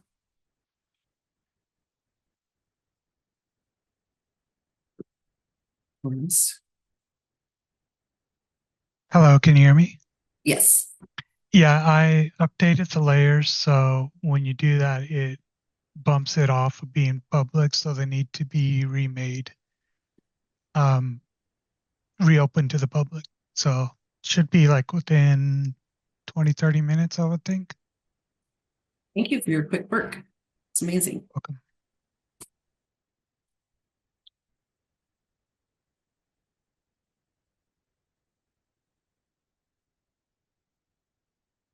Okay.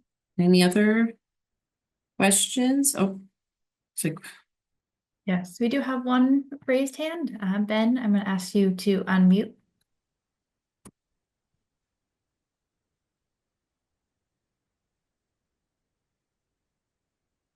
Okay. Can you hear me now? Yes. So something in the first presentation I wanted to ask about us. She had mentioned that just because a water body is on the 303D list doesn't mean it doesn't have any more assimilative capacity.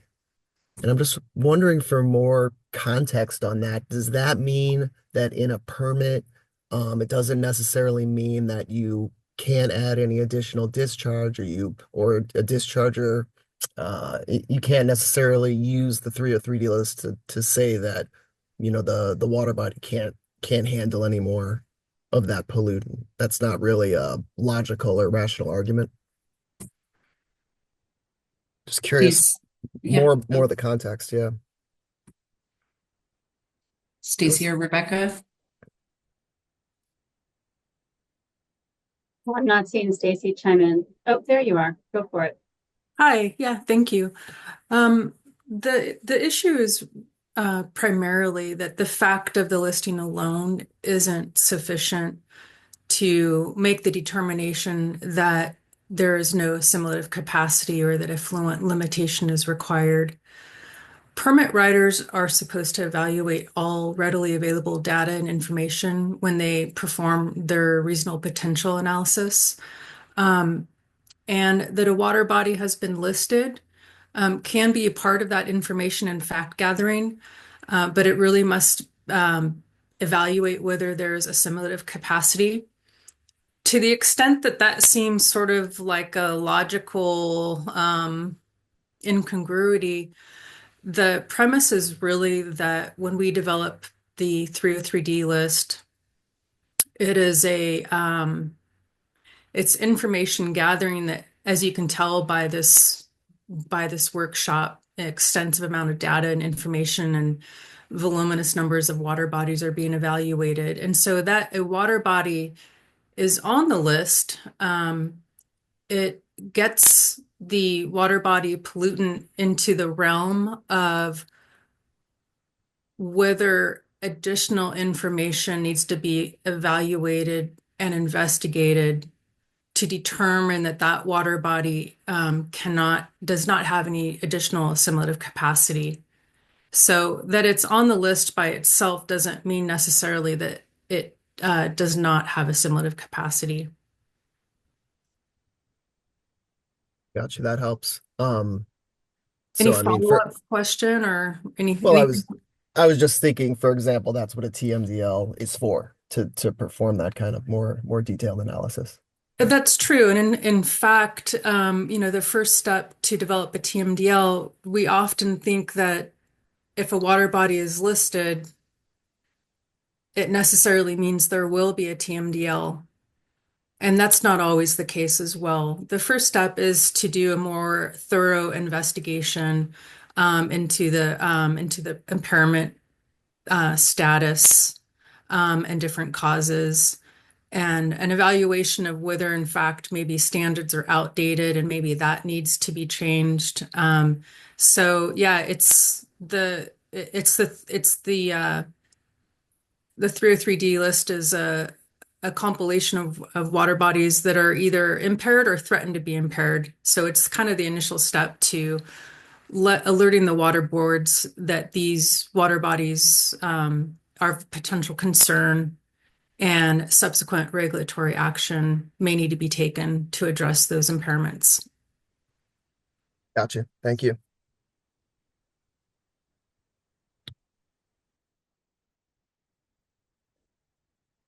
You bet. You're welcome. Thanks.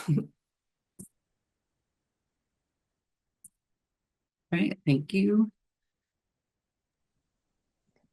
Great. Thank you, everyone, so far for the questions. We have one new one from Ashley.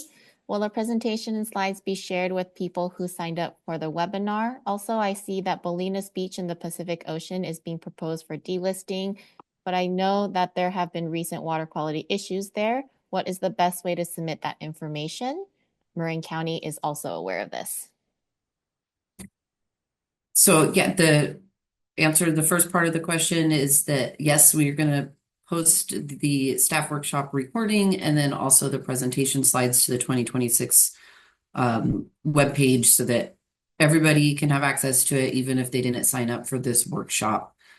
And then for the Bolinas Beach, if the data wasn't submitted or provided to us before the data solicitation cutoff date, then it wasn't included in the 2026 integrated report. The best way to get that information to us is submitting it to CDN so that we can incorporate it into our data systems for future assessment. And we can provide you with information on that, how to do that. Do you have something to add, Rebecca? Yeah, I was just thinking that we can also touch base with the San Francisco Bay Regional Water Board staff and make sure that they're coordinating with any data that Marin County is collecting to make sure that it also gets into our data system. It was most of the data associated with Bolinas Beach and other water bodies around San Francisco Bay was really part of our previous integrated report cycle, the 2024, and not this one. So, but it's great that you bring up Bolinas Beach and definitely one to keep getting data for. So we'll touch base with our San Francisco Bay folks. Thank you. Went right over my head that I was in the San Francisco region and not on cycle. It's lots of regions. And San Francisco will be on cycle in 2030. Which means we'll start collecting data in 20. Now I gotta get my years straight. Next year after? I think The data cutoff will be around October of 2026. So not very Really? far into the future. That's Yeah, right. 4 years ahead. About.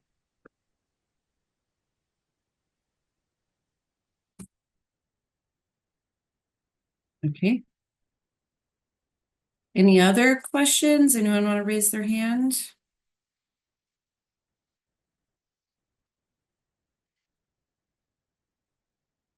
Well, while people are thinking, Celine, if you could go ahead and share your screen and put it on our contacts slide. Pulling it up right now. Thank you.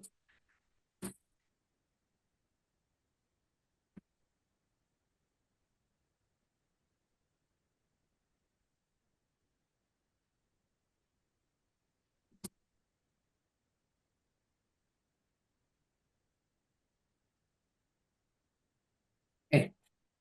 We can still answer questions if folks have it, but just in case people, if folks have them, but just in case people want to drop off the call, you're welcome to do that. Also, I wanted to make sure that you have all of our contact information. There's mine on there. I'm Anna Maria Sines, and then Lilybeth Rodriguez, who is the lead staff for the public process portion of the 2026 integrated report.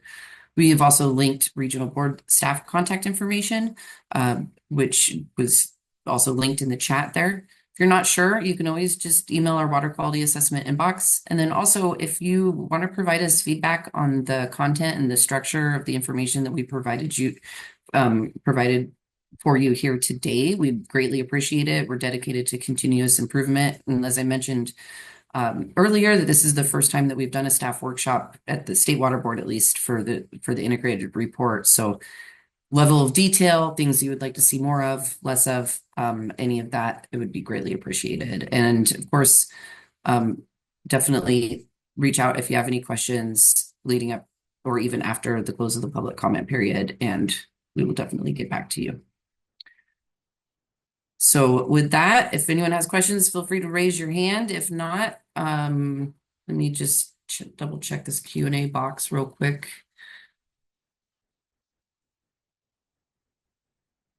Looks like we have another chat from Ashley. Did you say there was someone specific I should submit info to related to bulliness, and this workshop was helpful? Thank you for the feedback.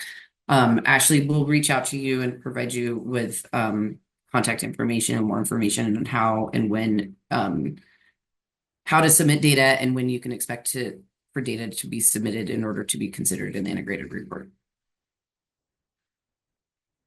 Okay, great. Excellent. Thank you everyone for your participation, and thank you for all water board staff for participating also. Greatly appreciate your feedback. And look forward to your comment letters also. And yes, so have a good day. Thank you all.